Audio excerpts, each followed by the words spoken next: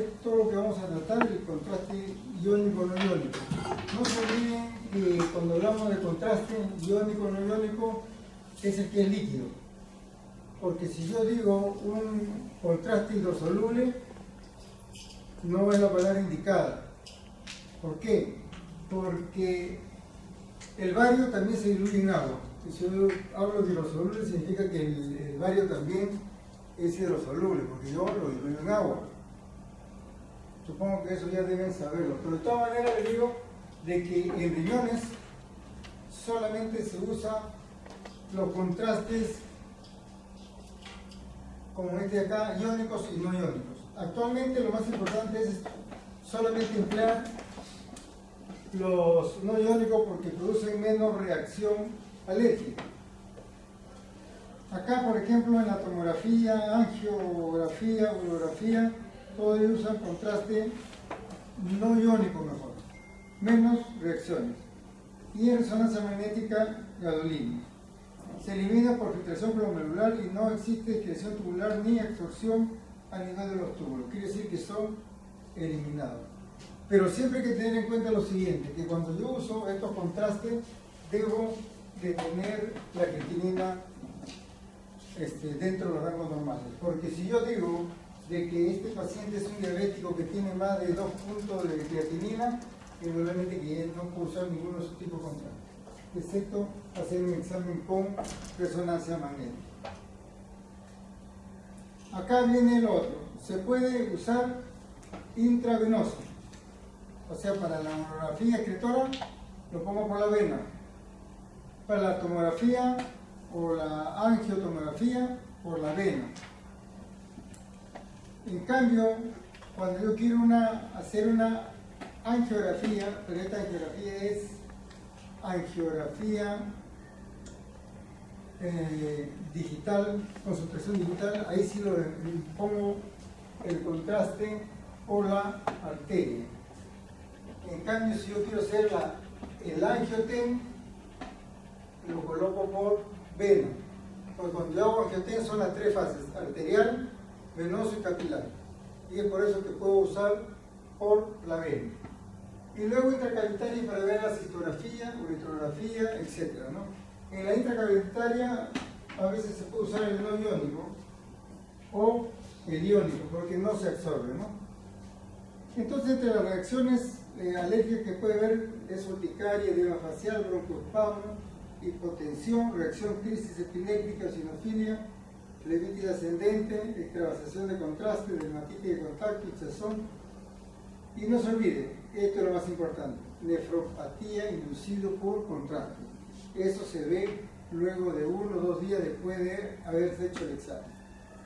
La anatomía ya lo saben ustedes, pero lo que quiero que sepan es que lo primero que se inflama, lo primero que me dice que hay un tipo de patología renal es cuando se inflama la grasa perirenal.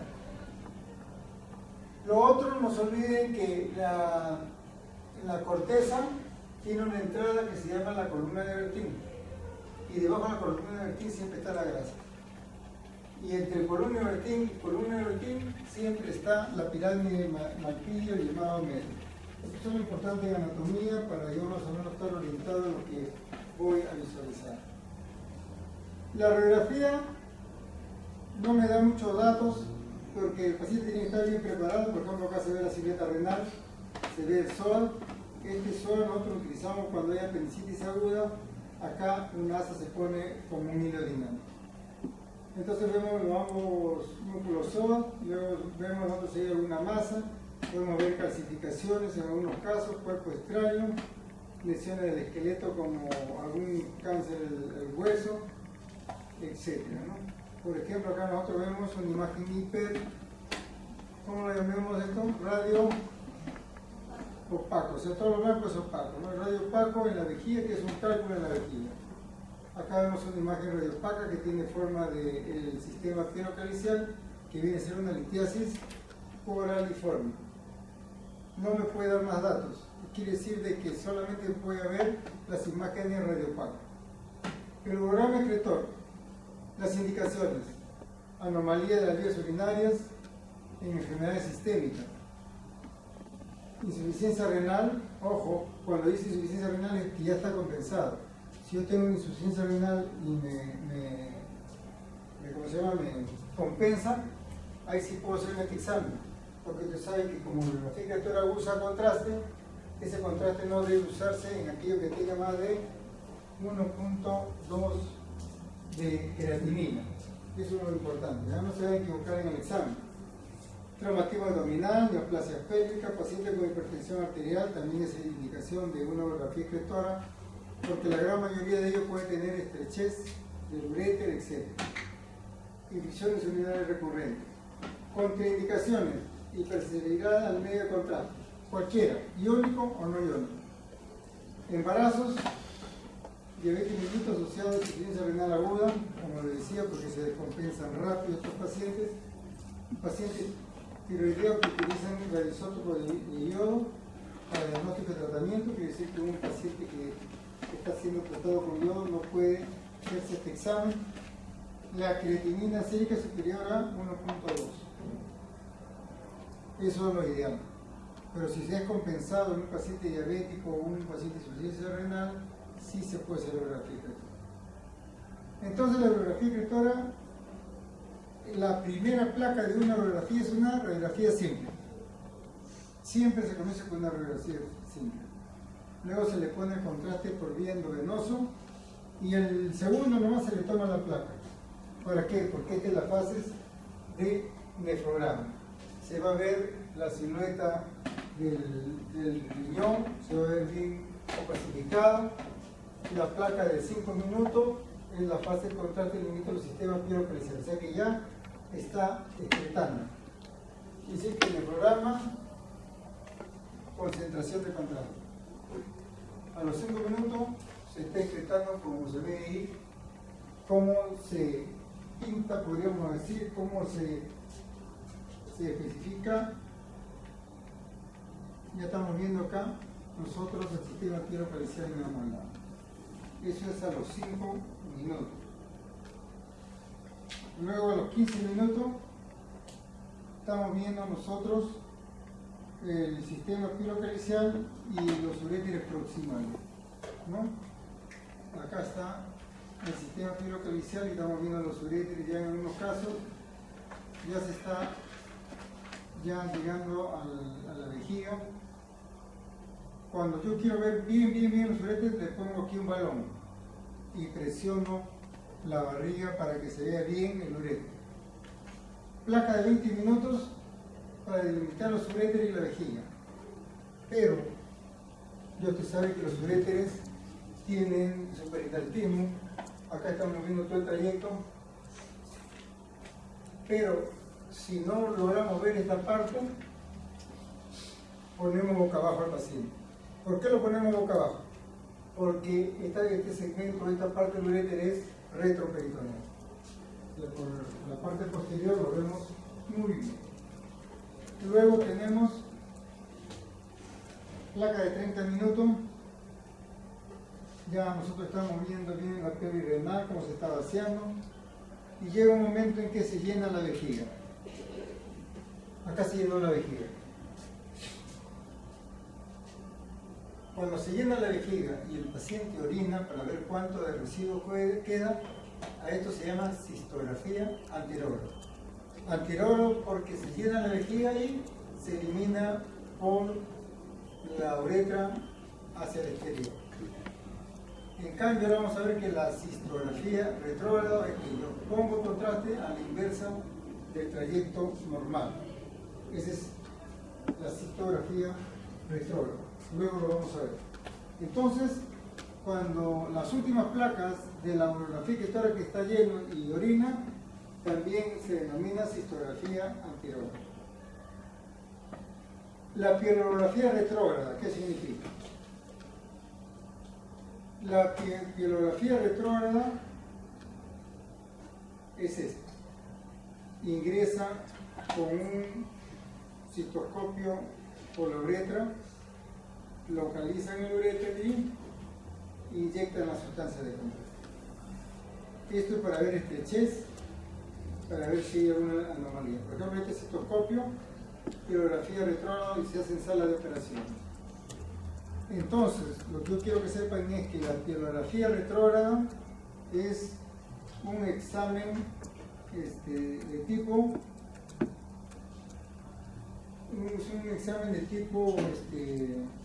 bastante aséptico, porque la técnica es colocar el catéter uretral con una cistoscopía bajo anestesia, se inyecta contraste, en este caso el contraste es mejor no iónico, vamos mirando por una guía de fluoroscopía.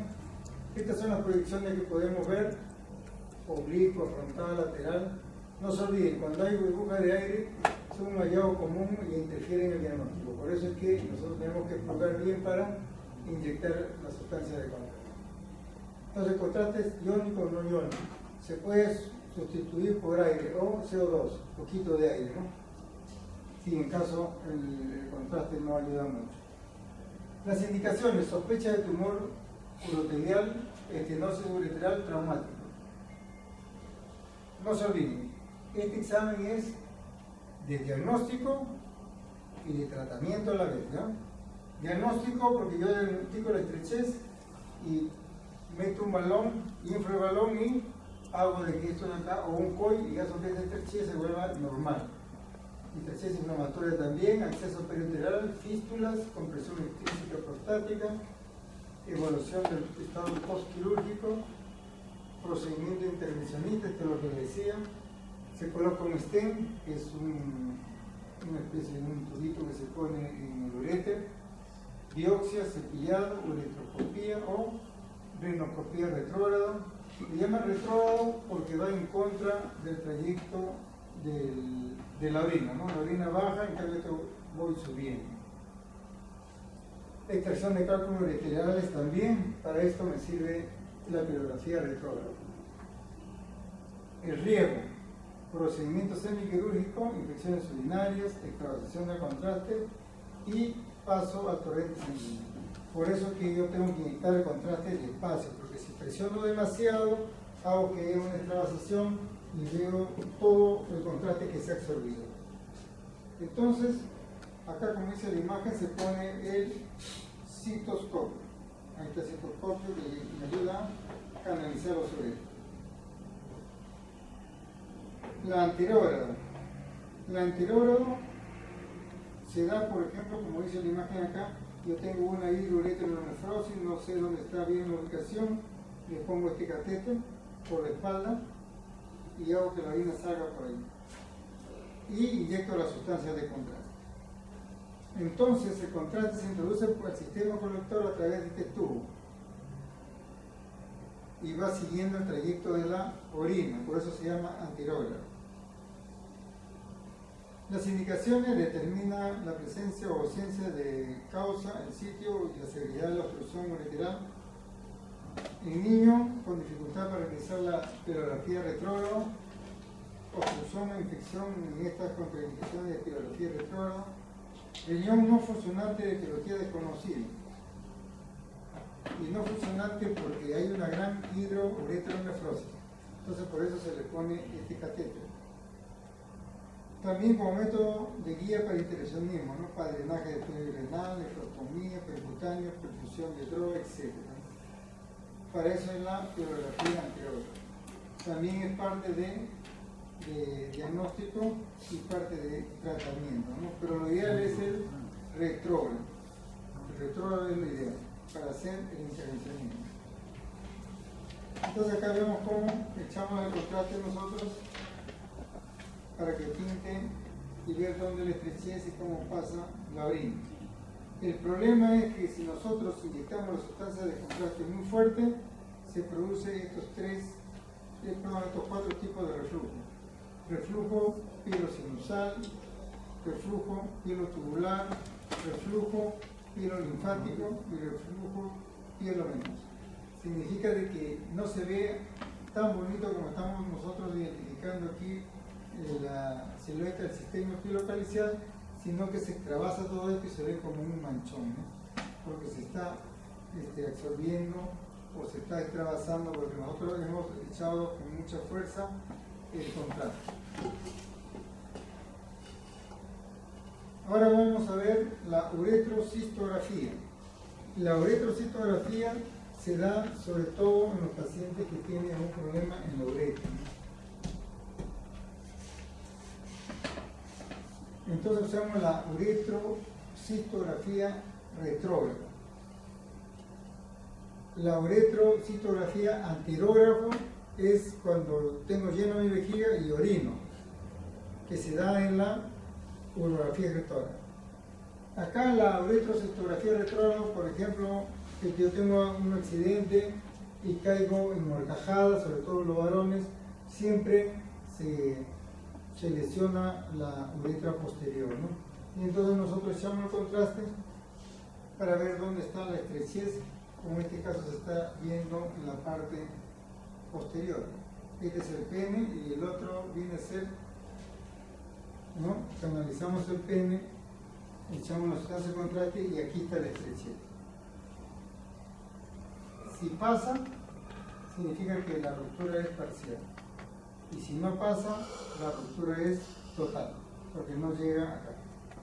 Entonces, nosotros vamos a ver que a veces hay estrechez por infecciones urinarias en uretra. El paciente viene que le duele o le arde cuando orina, o tiene algún otro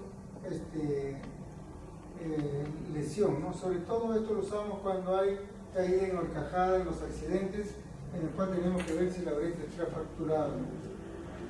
Entonces, eso se llama caída en horcajada entre las piernas abiertas de los varones. No siempre se dan un montón de casos, tanto en niños como en adultos.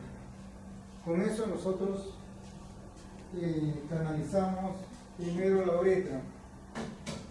Se dan casos que acá, por ejemplo, han canalizado la uretra.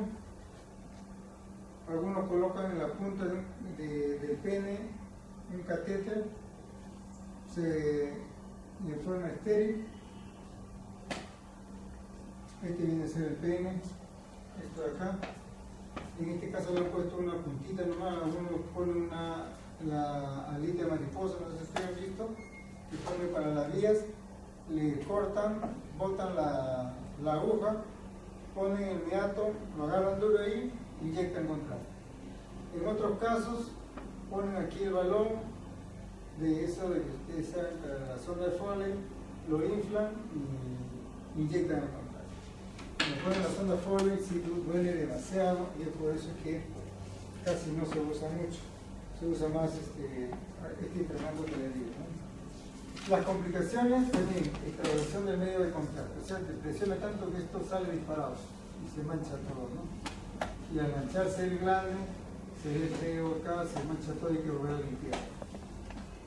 Luego tenemos que puede producir hemorragia uretral, sobre todo cuando se pone la zona Foley, que decía yo que se pone acá y se infla el balón, y eso a veces nosotros desesperamos, a veces para que no se salga, inyectamos demasiada cantidad, ¿no?, de líquido de aire para inflar el globo, ¿no? Nos indican que se infla con 1 o 2 mililitros de suero, pero a veces es demasiado para la uretra del paciente que puede tener una infección.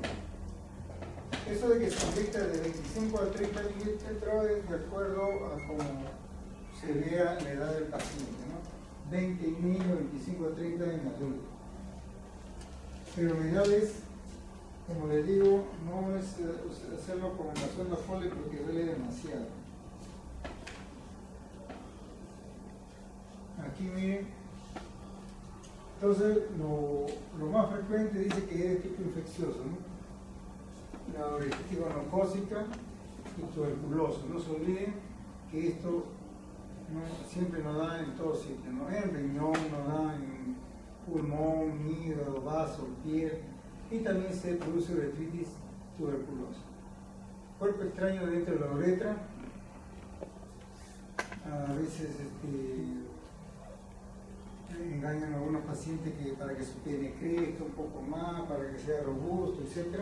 Y se comienzan a poner ahí medicamentos por la uretra y condiciona esta estrechez y esta inflamación, ¿no? El doctor que sale más enfermo que antes.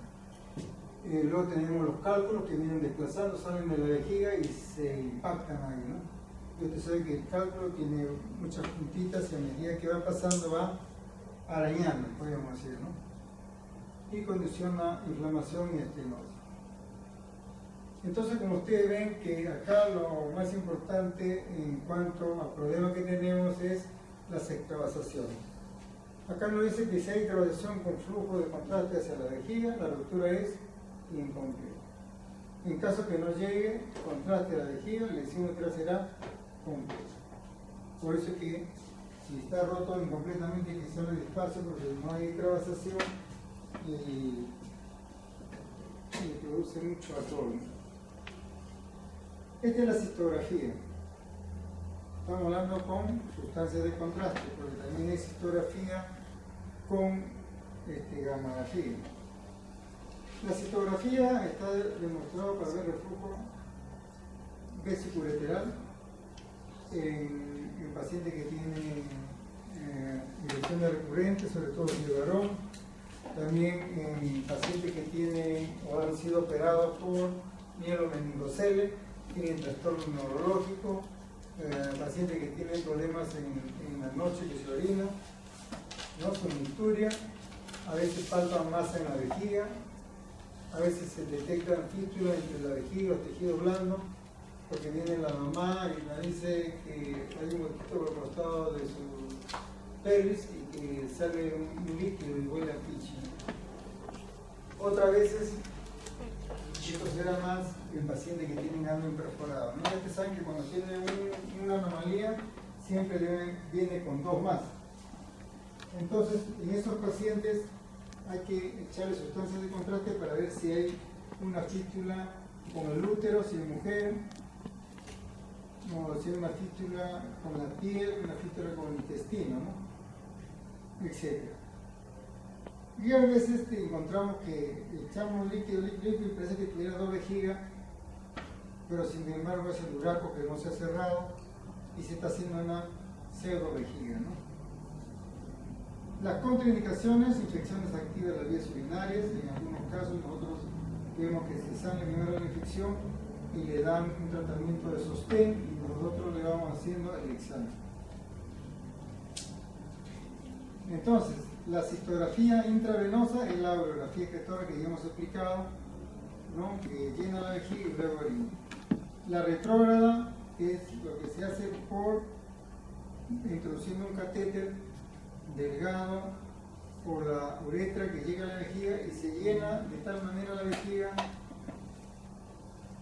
que se vea represión. Se hace orinar al paciente para ver cómo queda residuo, puede ser contraste iónico o no iónico diluido en suero. Pero aquí viene el problema. Cuando yo lleno la vejiga,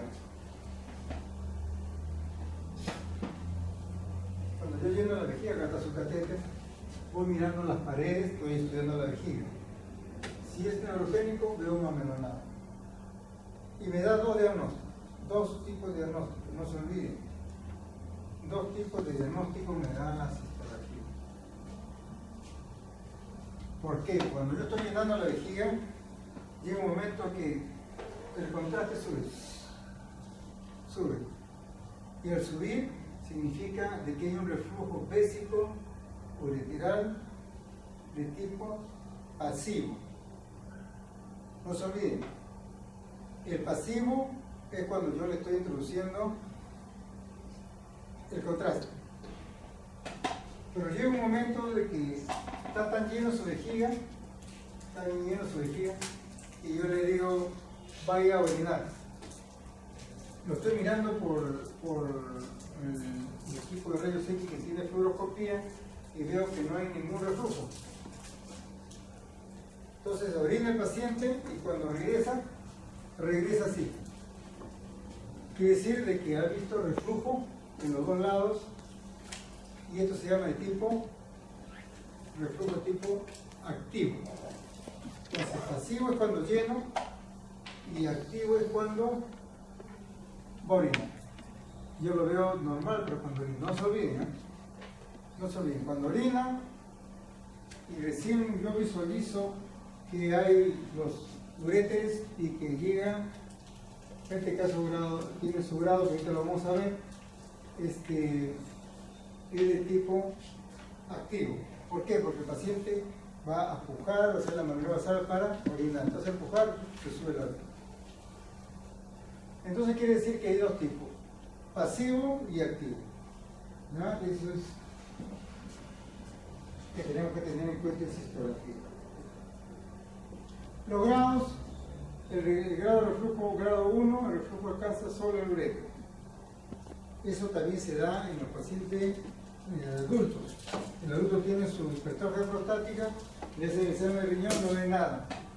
Pero si comienzan a ver, van a ver que la próstata produce efecto de masa y hace que sea un reflujo grado 1. El grado 2 compromete el ureter y llega hasta el sistema colector superior sin dilatación. O sea, se ve el sistema piroculizal, pero se ve una imagen de orina o una imagen de contraste. Grado 3, dilatación leve o moderada del ureter y la pelvis. O sea, ya llegó a la pelvis renal y lo está dilatando. El 4 ya eso es evidente, ¿no? Llega, presiona los cálides, como la imagen que hemos visto anteriormente. Ese está entre 4 y el 5 es cuando ya se ve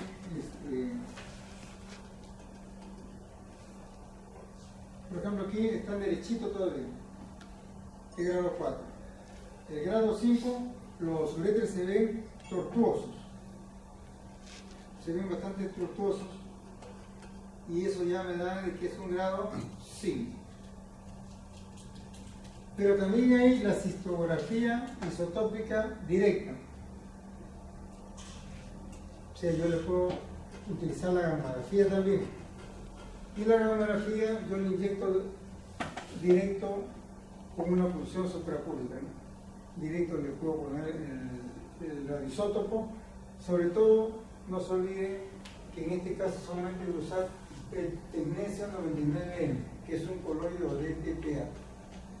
Tecnesio 99. Ya, porque ahora vamos a ver que puedo usar para otro tipo de examen en inmunografía.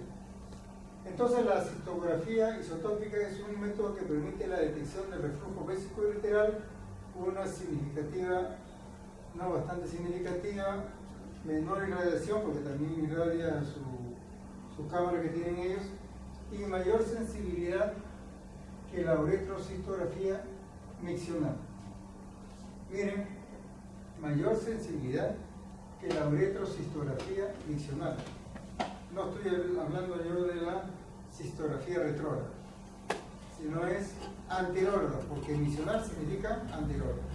Entonces la palabra misional yo puedo cambiarlo y poner anterógrada. Las indicaciones: descartar reflujo vésico-ureteral, evaluación de vejiga neurogénica, antecedentes de infección del tracto urinario, urétero, hidronefrosis, seguimiento del reflujo vesical-ureteral. Contraindicaciones: ninguna.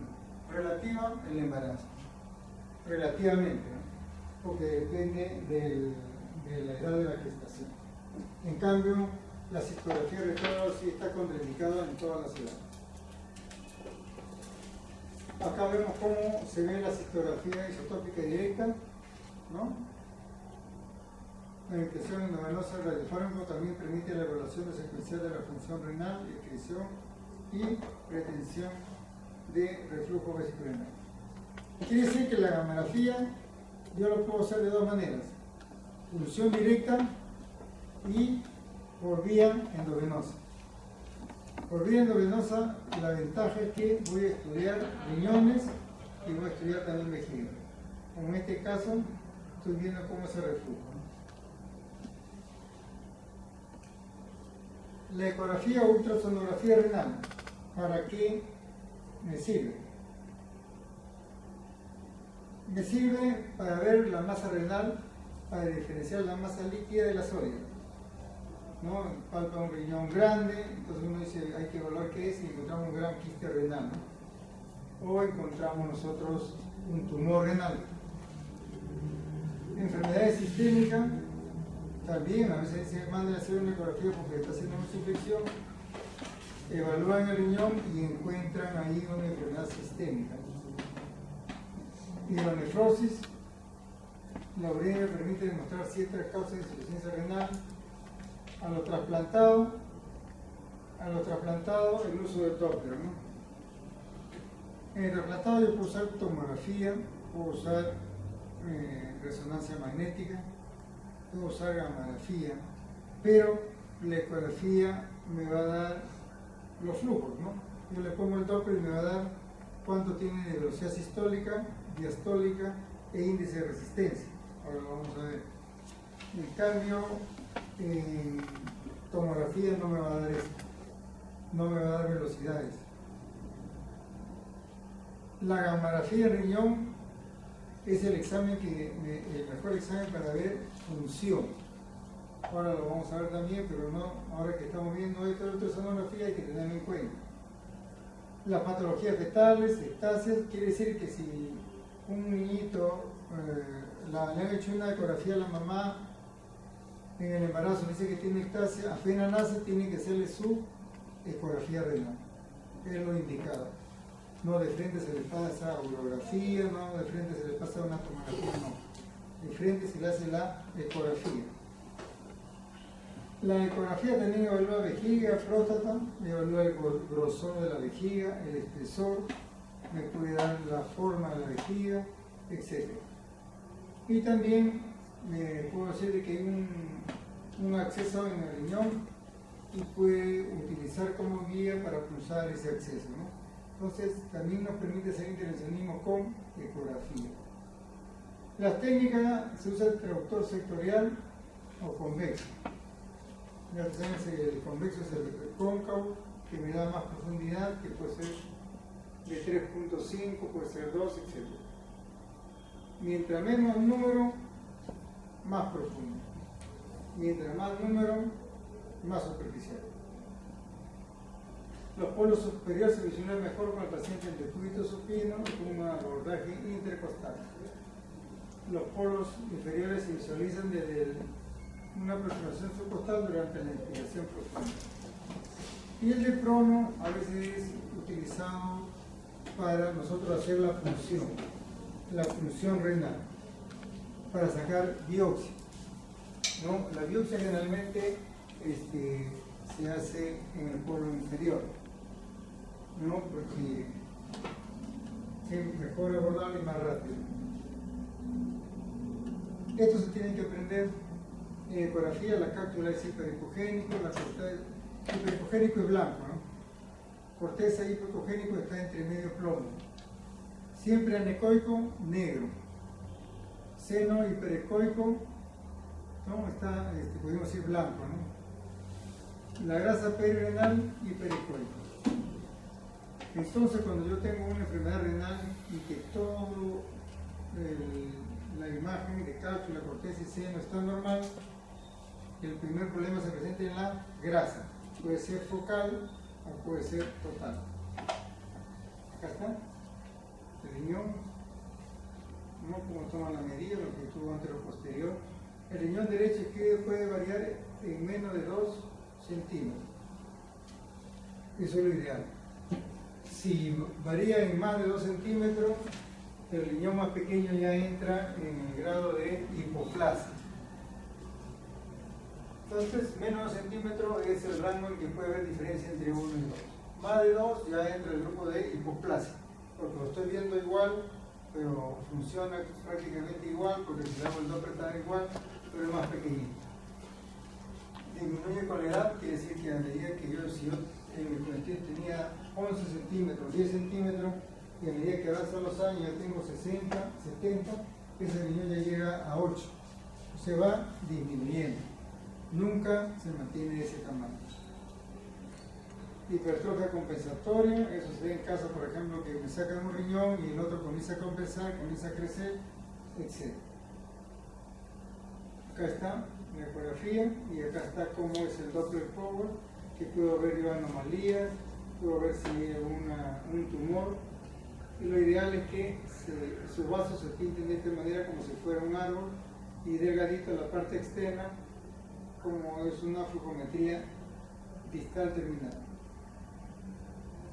Así se ve la hidronefrosis, miren cómo llega acá, altera la morfología del sistema pilocalicial, este es el seno, ahí está alterado, y el Doppler que me da la velocidad sistólica, diastólica y el índice de resistencia, ¿no?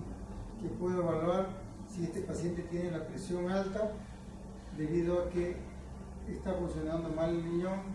Puedo ver si hay una estrechez de la arteria renal, pero para yo ver estrechez el mejor examen es la arteriografía con sustracción digital.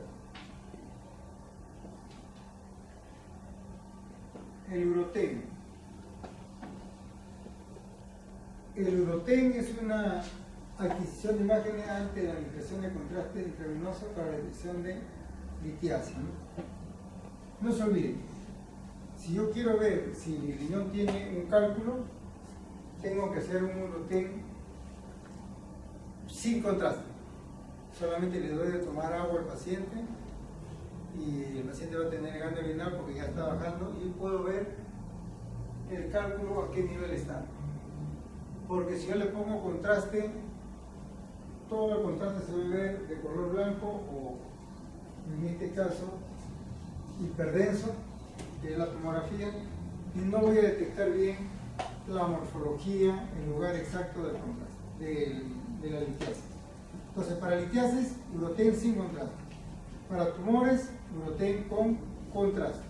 Y el contraste es mejor no iónico porque produce menos reacción, ¿no? Entonces, cuando yo pongo contraste, las adquisiciones son seguidas, ¿no? La primera adquisición, la segunda para ver la fase nefrográfica, la tercera en fase de excreción del medio de contraste. Y luego se puede hacer una reconstrucción, ¿no? El Uroten evalúa todo el tracto urinario porque yo puedo hacer reconstrucciones en 3D. Entonces el principal, cuando yo le pongo contraste, para detectar todos los tipos de neoplasia, ¿no? Realmente todo, ¿no? Y también al mismo tiempo que yo veo la neoplasia, estoy viendo si esta neoplasia está invadiendo a los órganos adyacentes, ¿no? Si está al azúcar renal, si está invadiendo al hígado, si está invadiendo al músculo sol, etc. Entonces el Uroten es bastante completo para el estudio de este tipo a nivel renal, ¿no? Entonces, la ventaja del Uroten, mayor resolución de contraste, pared de tracto urinario y masa extrínseca. Es un tumor que esté envolviendo el uréter, por ejemplo, extrínsecamente, que no es un tumor del uréter, pero está abrazándolo. Puede ser un tumor externo al riñón, como la azúcar renal, el tumor puede estar también invadiendo el riñón. Entonces, siempre nosotros buscamos la litiasis, que con litiasis no requiere sustancia de contraste. Entonces, si yo pongo en el examen un paciente que es diabético, que tiene 2.5 de creatinina y quiero realizarle un Uroten para detectar cálculo, ¿lo podría hacer o no? Por supuesto que sí lo puedo hacer porque no voy a usar contraste, no es que quiero detectar litiasis.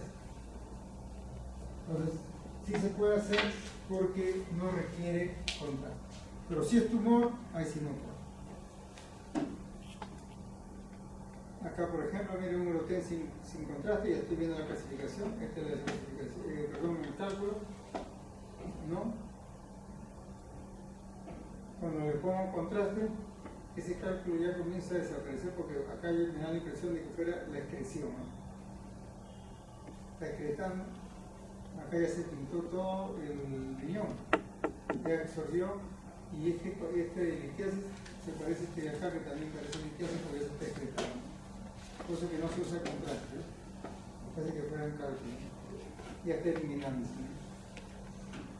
La tercera fase de excreción. Y acá está el Uroten con sus reconstrucciones, ¿no? Esta es una reconstrucción 3D en el cual me dice cómo está la configuración del riñón, la configuración del uréter, cómo ingresa a la vejiga, ¿no? Esta reflexión, y acá es un doble sistema pilocalicial, ¿no? que se une en el tercio medio. Entonces, el Euroten para ver cálculos, 5 tramos. Resonancia magnética, uroresonancia. Esto por el costo generalmente ya es bastante raro a veces que lo pidan porque es demasiado caro, ¿no? Pero se tiene que usar en pacientes embarazadas donde los rayos X no los puedan alterar. Entonces usamos la resonancia magnética. Ahora, la resonancia magnética no se olviden que bases anatómicas. Son bases anatómicas. Paciente trasplantado también se puede hacer. Pero ya ustedes saben que no me da velocidad sistólica ni diastólica. Por eso que se usa el Doppler. Malformaciones congénitas, particularmente en niños, tumores, trombos tumorales, es complicado, nefropatía aguda. Es todo lo que se puede hacer con los otros exámenes, sino costo-beneficio, la distancia muy cara. Contraindicaciones, paciente con claustrofobia. Todo lo que tenga metal, ¿no? Algunos que han tenido cirugía en la cara por ruptura de hueso, que le han puesto placas, etc. No puede ir. Marcapasos menos, que no sé si no se le saca, el marcapaso lo saca, ¿no? A la piel de la piel. Las limitaciones, miren, que tiene el Euroten. Detección de cálculos pequeños no obstructivos. Quiere decir que si yo tengo un cálculo de 2 milímetros, visto por ecografía y quiero corroborar eso, ¿cuál sería el otro examen que tengo que tomar? Sería el Euroten, ¿no? Porque el Euroten sin contraste, yo voy a ver bien los cálculos pequeños. Baja calidad de imagen de los uréteres cuando no existe dilatación. ¿Y por qué? No se olviden que la resonancia magnética es donde más hidrógeno haya, se ve mejor la imagen. O sea, en inflamación, en infección, etc., hay más hidrógeno, se ve mejor. Pero cuando es cálculo, no hay poco hidrógeno o a veces casi nada, y es por eso que no detectan los pequeños. Los grandes sí los puede detectar. Bueno, costo elevado, examen prolongado, algunos pacientes no lo toleran, ¿no? Porque demora mucho para hacer los portes. Y si el paciente sufre de claustrofobia, ¿qué examen le tomaría? Y viene con su liquidez. ¿Le tomaría tomografía? No, porque también es un aparato que tiene que estar dentro. Resonancia, tampoco. Gamografía, tampoco, porque también es un aparato que sus claustrofobias se salen. ¿Cuál es mejor, la urología o el electro?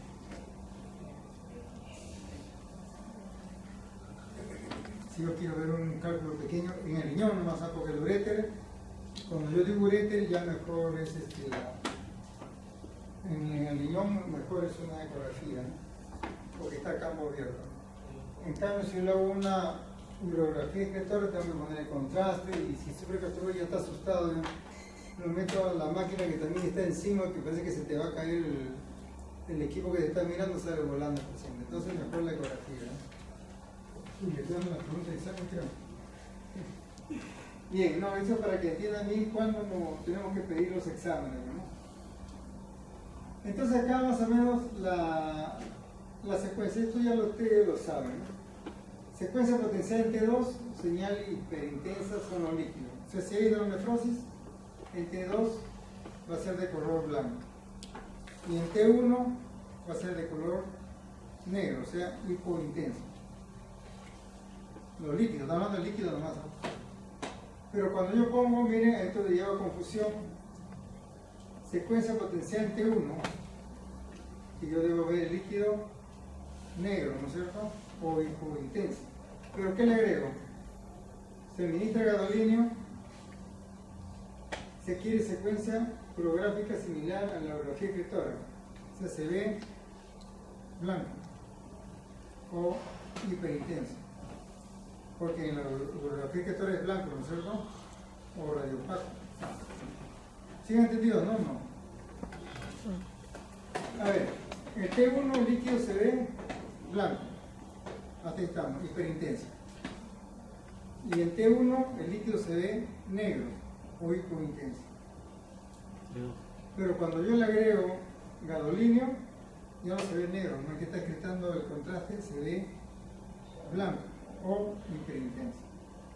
Ahora sí entendieron la figura, ¿no? No vayan a hacer que el paciente que viene con dolor, etc., se le hace un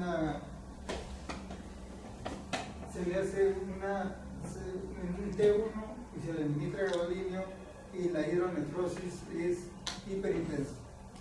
Entonces van a comenzar a reclamar diciendo que si en T1 el líquido se ve oscuro, ¿por qué va a verse blanco? Se ve blanco por gadolinio. ¿Ya? Entonces, eso, ¿no? En esa frase que se den en cuenta. La técnica de gradiente 3D es para ver sobre todo como se veía la aurografía incretora, pero se tiene que utilizar ¿qué? Furosemida. Este es el gradiente T2, cómo se ve la señal hiperintensa, ¿no? Este está dilatado, este está normal, dilatado, este es el pilón superior o el sistema arterioprencial superior que se ve más dilatado, y este viene a ser con furosemida 3D. Aquí está con el tejido blando, o sea, del cuerpo humano, que viene a ser la aorta. Entonces presiono un software y elimino todo eso y veo acá cómo está afectando el riñón. Bien, este también es con furosemida, veo completo, ¿no? Acá estoy viendo solamente ¿qué? ¿Estoy viendo el riñón o no? Estoy viendo la excreción nada más, todo el sistema piropericial y uréter. En cambio, ahí estoy viendo todo completo, ¿no? El riñón y todo. Entonces, en el Eurotem, ¿puedo ver el riñón? Sí, lo puedo ver el riñón. Pero, cuando hago 3D, solamente veo todo el sistema excretor. Sistema piropericial, uréter y tejido. Acá está acá lo han magnificado para ver que también se puede ver el parénquima renal. ¿Ve? Acá veo el parénquima renal, pero cuando hago toda la configuración solamente voy a ver todo el trayecto, toda la excreción. Angiografía y radiografía intervencionista. La angiografía, que es angiografía con sustracción digital, usan la técnica de Seldinger. Seldinger es una técnica que se introduce un catéter por la arteria femoral y se usa una aguja especial de Seldinger. Entonces una aguja hueca y por medio de esa aguja se mete el catéter, se mete la guía, etc., ¿no? Esto le llaman la técnica de Seldinger. Entonces acá entrado el catéter llega hasta acá y inyecta el contraste. Se va por la aorta, inyecta el contraste y va viendo la arteria. Y por ejemplo, si yo tengo un tumor renal, con esta técnica me va a decir si ese tumor tiene 3 entradas para arteria. Entonces ya la diagnostiqué y como tengo yo ahí mis nebulizadores, ahora vamos a ver que le meto, las nebulizadores son como arenitas, ¿no? Entonces lo diluyo en mi jeringa con contraste, lo pongo ahí en el catéter y me empuje. Entonces cuando llega al tumor, hace de que se tape las arterias que he seleccionado, no tiene irrigación y el tumor disminuye de tamaño. Mientras el tumor inteligentemente está abriendo otras entradas para seguir creciendo, ¿no? Y es donde entra el cirujano o urólogo y saca, reseca y sangra menos el paciente, ¿no? En eso ayuda la embolización también, ¿no? En este caso, por ejemplo, hay una estrechez y por eso el paciente tiene hipertensión. Acá le meten un balón, inflan el balón así como inflamos nosotros la sonda Foley, pero por el medio pasa el líquido o la orina. o a veces le ponemos un stent, ¿no? Que es unos tubitos que lo ponemos así en forma de escaleras y el paciente pasa con la misma velocidad la sangre. Estamos hablando de sangre nomás. Entonces esta radiografía intervencionista está en tumores renales, pseudotumores, trauma renal. Por ejemplo, se ha partido el riñón en una parte, se busca la arteria donde está roto para que no siga sangrando intracapsular, etc. Se tapa ahí y todo el resto comienza a funcionar normal. Lesiones vasculares, aneurismas, fístulas, ¿no? Embolia de arteria renal, hipertensión, trasplante renal. Pero el trasplante renal es para ver la circulación, no es para ver sistólico, diastólico, como es con el Doppler, ¿no? La embolización se usa en esto, miren. Esta es una malformación arteriovenosa en el riñón. Entonces, ¿qué haces? Se llega el catéter hasta esta zona y se comienza a echar esa pequeña línea que es el PDC. Se echa una arenilla, antes usábamos alcohol, a veces se usaba Gelfond, se usaban varias cosas para tapar eso, ¿no? Entonces este es antes del tratamiento, después del tratamiento. El riñón queda prácticamente sin malformación. Esta embolización cesa tumores, traumatismos renales con hemorragia importante, fístula arteriovenosa congénita, nosotros lo decimos en el globo arterial, aneurisma, hipertensión severa por estenosis de las ramas segmentarias, hematuria por tumor de vejiga, próstata, tratamiento para varicoceles también se puede hacer. Una cosa es embolización, o sea, una cosa es tapar, y otra cosa es aplastía. La aplastía es lo que yo decía, que si hay disminución, le pongo acá un stent o le pongo un baloncito que dilate para que pase la sangre rápido. Entonces quiere decir que acá no uso embolización porque si no taparía. Acá lo que uso es la angioplastía transluminal, ¿no? Se dilata la arteria renal por estenosis o por arteriosclerosis, cualquiera sea su origen, ¿no? También podemos usar para sacar biopsia, agujas especiales para punción, aspiración. A veces encontramos masas, también sacamos biopsia por ahí. Hacemos la nefrotomía y el drenaje, ¿no? Entonces esa es la radiología intervencionista, ¿no? El que hace el médico radiólogo intervencionista. Entonces para dilatar se llama angioplastía. Y por último, ya para terminar, tenemos la gamografía renal.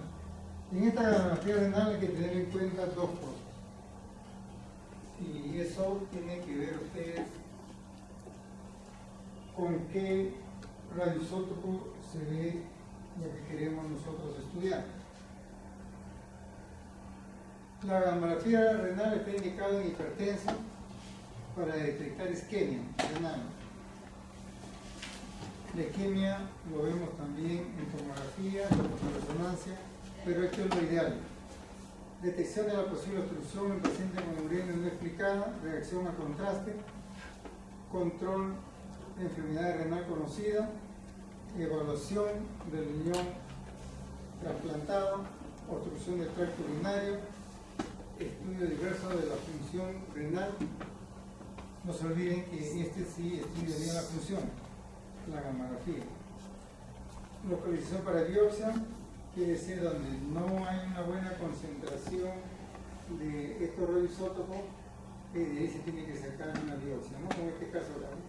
Está normal, esta parte normal, pero no ha pintado bien la parte del foro superior, ¿no? Vejiga. Tosis renal, viabilidad de los tubos renales de lesiones locales como infartos, ayuda para el diagnóstico de lesiones ocupantes de infarto.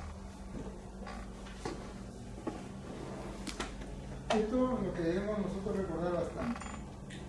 Para el estudio morfológico, o sea, para ver la forma del riñón, aunque ustedes ven que no se ve bonito como una resonancia, como una ecografía, pero para ver la morfología, para ver si todo el riñón está funcionando o hay un segmento que no funciona, lo ideal es utilizar el Ipurán y agente quelante ligado al tecnesio 99.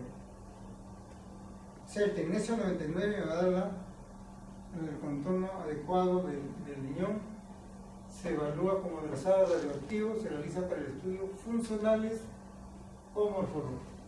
Funcional porque me va a decir si todo el riñón funciona, y morfológico si se ve bien o no. Entonces, morfológico, tecnecio 99.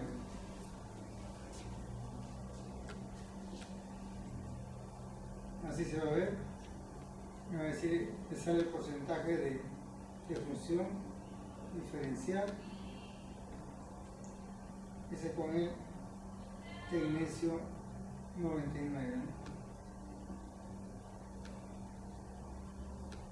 Ahora, yo quiero ver solamente función. El otro me da los dos, ¿no es cierto? Función y morfología. Acá estoy utilizando el yodo 131. Entonces, en el examen dice, yo quiero ver función, puedo usar esto o el otro, ¿no?